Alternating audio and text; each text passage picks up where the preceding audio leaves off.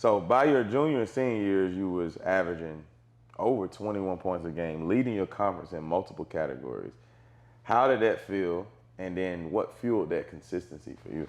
You already know. I mean, it's just, at this point in my head is this big. I'm thinking, right. I'm going to the league. You know what I'm saying? That was all my thing. So it was easy to coach. It was easy to coach me because at the end of the day, like my coach is just on some stuff like either you gonna get down or you gonna lay down type stuff. Like, yo, you gonna either ball out, you gonna work out, or shoot, you gonna be working at Walmart type 100%. Stuff. You know what I mean? So it was easy to coach when it comes to stuff like that because you ain't gotta ask me to go to the gym. Right. I'm thinking money now. I'm thinking like I'm trying to change my family life. You know what I'm saying? Then once I'm going to playing against Michigan and all these big type schools, and they screaming me out like Dick Vitale saying my name like type stuff. So it's like, all right, bet I'm in the door now. You know what I'm saying? And I kind of wish I would have came out a little bit later now because like if I came out of this area, it'd be a lot easier because 100%. Now they giving HBCU kids a chance. Yeah. You know what I'm saying? I graduated. When I graduated, it was like, he can score, he can play, he's short. But he went to an HBCU, they getting beat by 20 against these big time schools. But whoever I played against, I was giving workout. Right. And I ran into a lot of these guys I played against overseas, and they all remember, like, dog, you was a dog. How the hell you ended up at Northfor State? Yeah. And I was like, bro, that's how I feel. That's like I'm from a little city with 50, 60,000 people. That's how I feel. Like it's different. So it was just like college, my junior, senior year, it was more me thinking I'm about to get to the league. So everything I did, I prepared myself for go to the league. You know what I'm saying? I was working out, I was in my books, I was doing this, I was preparing myself this, hollering at the right situation to people. Right. It was just more me acting already like a professional. Right. That's love. So what did it mean for you personally, being from Rocky Mount and being a prominent Division I scorer and a star at the HBCU? What did it mean for you to play at a HBCU and being there in a different culture? What did that mean to you? It meant a lot, but I didn't know nothing else. Yeah. That's all I knew. So like I took a visit to Duke or Carolina or NC like you State. had any other difference. Yeah, so it was like your choice. I chose that. You know what I mean? I seen that. You know what I mean? So even when I went to, I didn't really know the difference until when I started playing overseas, and some of my teammates was playing at Michigan. They was playing at Ohio State, and then they was telling me how they was getting treated. I was like, dang, y'all got 10 pair of shoes? I was getting 2. Right. You know what I'm saying? Y'all got limited Gatorades, and then we got 6 Gatorades. Right, you know what I'm saying? saying? 100%. So, it was. I didn't really realize that until I was going, talking to other players, and that didn't come until I was already a pro. Right. You know what I mean? So I didn't really know a lot. You know what I'm saying? Whatever Northfor State was doing, I was hyped because again, I come from Rocky Mount, so it's like I didn't really know. It ain't like I went to this school or that school, or I had options to choose from. Oh, this guy, this giving me 10 Gatorades, Northfor State only giving me 3. Like I didn't know. So it was like I was happy with Northfor State. Yeah. So I'm cool with the HBCU thing, and then just going there and understanding the college life, or like the fraternities and the sororities. I never seen that. You know what I mean? Like we don't got a college in Rocky Mount where we can go to campus at high school and see what's going on campus. You know what I'm saying? So it was like all this is just new to me and exciting and fun.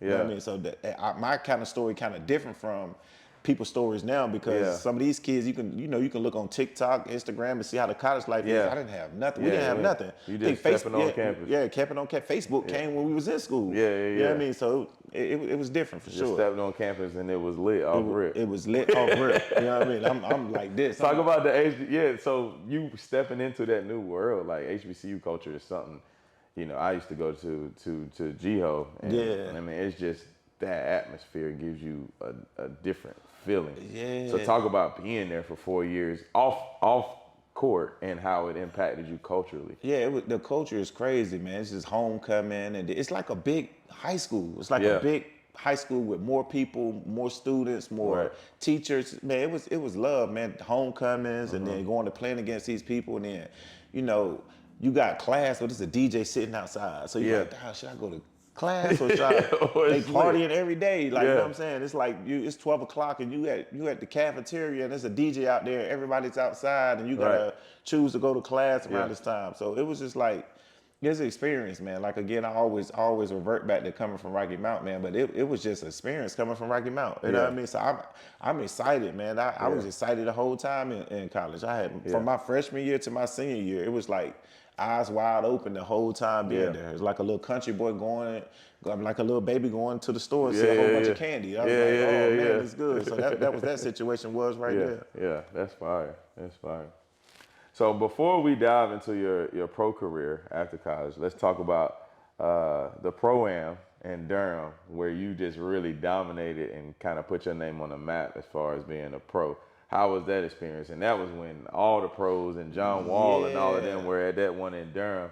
Yeah, talk about that experience, because people don't know Moe was out there cooking. Yeah, it was. I mean, bro, it's like, bro, I just had the mentality, bro. Everybody put on their pants like me. Like I had that dog in me. I'm like, you know what I mean? I'm like, yo, these dudes already got a name. Yeah. So it's like I'm about to go out there and just hoop. And then luckily, how the tables fell, I always played with a star. Like I was playing with Kyrie. Yeah. I was playing with Austin Rivers. I had played with a whole bunch of good guys. Right. So it was like everybody was coming to see them anyway. And it was like, yo, who is this dude? Right. You know what I'm saying? Like, you just took it as an opportunity. So it's like, I bet they looking at them. Of course, they got the show, but like everybody like, yo, it's this one kid that's on their team. I don't know where he going, where he at.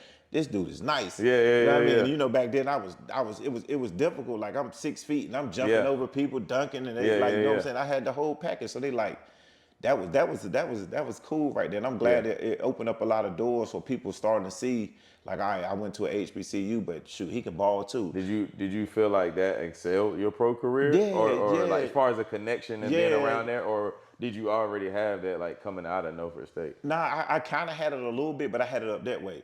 Okay. So, you know, when I was coming and playing, I was starting off playing in the one in Raleigh at the Chavis. So it was just more like some of the schools that was coming to see was like, yo, how do we let you get out of North Carolina? Type. You know what I'm saying? I was like, I don't know. Like, I didn't get recruited by you guys. And they like, man, we missed the opportunity. So it was like, they didn't even know until, you know, they started seeing it. Was like, yo, where he from? Right. And then they seen Rocky Mountain. It was like, he from North Carolina? Right. How we let him get out of here? It was one of those things. You know what I'm saying? So it was just like, they let me know that it was just exposure. We didn't get a lot of exposure coming from that area. The 2-5. You didn't get a lot of exposure.